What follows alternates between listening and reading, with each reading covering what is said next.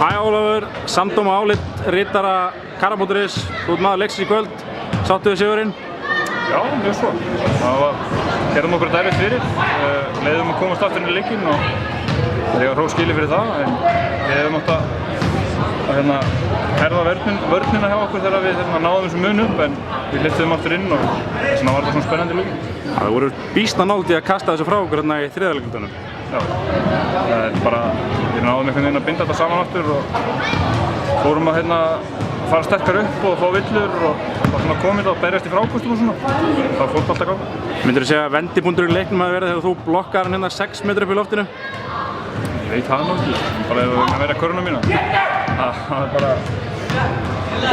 gera það sem ég er góður í og ég er góður í að verja skott og gera það bara. Ég var með unga stráka í byrjunarliðinu í kvöld. Já, Hilmir kom mjög vel út úr þessu leik, mjög ánægður með hann. Oddur, það veit allir, hann er mjög góð, var líka mjög góð í kvöld. Svo var Þorsteinn stóð mjög vel, það er ekki ungur. En ég var mjög ánægður með Hilma og Odd, þeir voru að berjast og Hilmir nýtti tækifæri mjög vel í dag. Og vonandi bara nær hann að halda áfram með það. Hvað segirðu, nú segja menn að Þorsteinn sé nýi Pétur Guðmundsson, Grindavíkur, ertu sammála því mati?